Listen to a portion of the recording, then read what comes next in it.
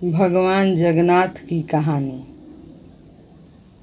कहा जाता है कि भगवान श्री कृष्ण ने जब अपनी देह छोड़ी और उनका जब अंतिम संस्कार किया गया और जब उनका पूरा शरीर पंच तत्वों में मिल गई, लेकिन उनका हृदय नष्ट नहीं हुआ और बिल्कुल एक जिंदे इंसान की तरह धड़क रहा था और बिल्कुल ही सुरक्षित था। और ये बात बहुत कम लोगों को पता होगा कि आज भी ये हृदय बिल्कुल सुरक्षित है, जो कि जगन्नाथ भगवान की काठ की मूर्ति में बसा हुआ है और धड़कता रहता है। जब भी भगवान जगन्नाथ मंदिर की सफाई होती है तो ये सोने से बने हुए झाड़ू से होती है।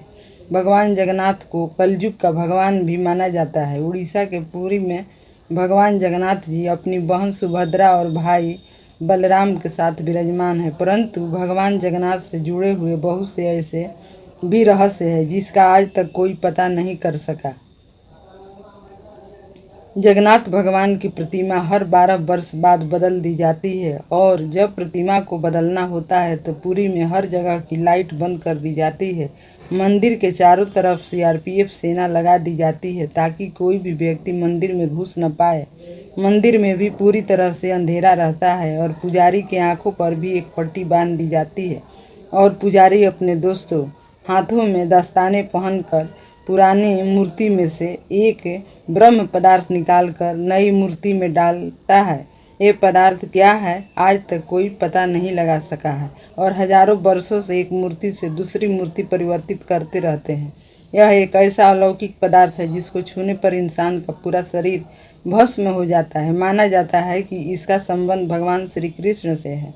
जब जगन्नाथ भगवान की प्रतिमा बदली जाती है तो उसके साथ मंदिर के हर प्रतिमा को बदल दी जाती है। प्रतिमा सभी तभी बदला जाता है कि जब आषाढ़ के 2 महीने आते हैं। वैसे ऐसा 12 से 14 सालों में एक बार होता है। जब ऐसा होता है तो इसे नव क्लेवर कहते हैं, लेकिन आज तक कोई भी पुजारी ये नहीं बता पाया कि वो पदार्थ क्या है जिसे एक मूर्ति से दूसरी मूर्ति में डाली जाती है। जिन पुजारियों ने उस पदार्थ को हाथ लगाया है उनका कहना है कि यह खरगोश की तरह उछलता रहता है और आज भी हर साल जगन्नाथ यात्रा के पहले वहां का राजा स्वयं अपने हाथों से झाड़ू लगाता है। और इस मंदिर की एक खास बात ये भी है कि जैसे ही हम मंदिर के सिंह द्वार से पहला कदम अंदर रखते हैं तो समुद्र के लहरों की आवाज़ें सुनाई देने बंद हो जाती है, जबकि जैसे ही मंदिर से एक कदम बाहर रखेंगे समुद्र के लहरों की आवाज़ें तेजी से कानों में सुनाई देने लगती है।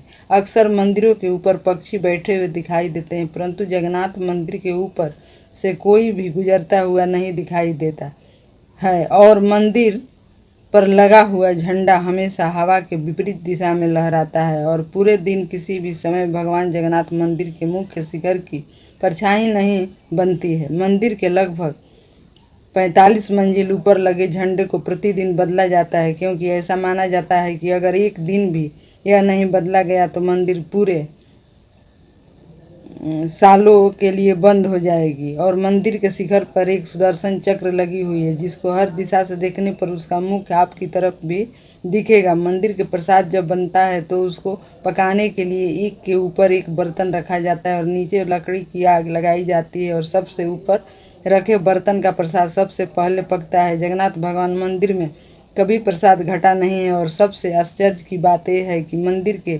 कपाट जब बंद होते हैं तो प्रसाद भी अपने आप समाप्त हो जाता है। धन्यवाद दोस्तों।